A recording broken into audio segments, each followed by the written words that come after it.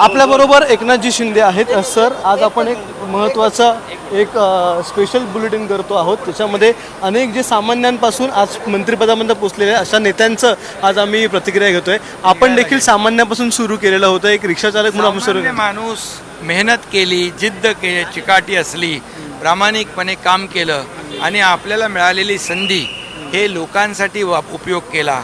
सत्तेचा उपयोग सर्वसामान्य लोकांच्या जीवनामध्ये बदल घडवण्यासाठी केला, राज्याचा विकास करण्यासाठी केला, तर ती व्यक्ती ग्रासरूटमधून आलेली, सर्वसामान्य कुटुंबातून आलेली, ती राज्याचं नेतृत्वही करू शकते, राज्यामध्ये महत्त्वाची पदही आत्मसात करू शकते, पदही मिळू शकते.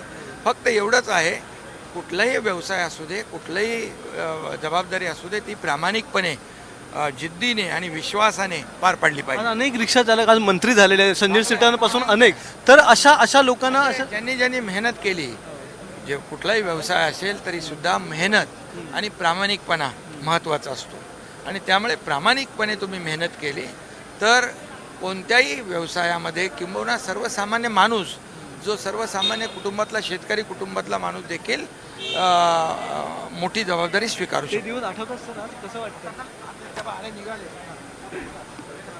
तर उपमुख्यमंत्री एकनाथजी शिंदे होते आणि ते देखील एक रिक्षाचालक म्हणून ते प्रवास सुरू केला होता. आज त्यांचा प्रवास हा राज्याचे उपमुख्यमंत्री, काही वर्षांपूर्वी राज्याचे मुख्यमंत्री देखील होते. तर एक रिक्षाचालक ते मुख्यमंत्री असा त्यांचा हा प्रवास आता ते सध्या सांगत होते. आणि प्रामाणिक प्रयत्न केल्याच्यानंतर कोणत्याही व्यवसायाचा माणूस हा चांगल्या पदापर्यंत पोहोचू शकतो असं त्यांनी सांगितलेलं आहे. कॅमेरामन विनयसह अक्षय भाटकर, एबीपी माझा, लोणावळा. एबीपी माझा, उघडा डोळे बघा नीट.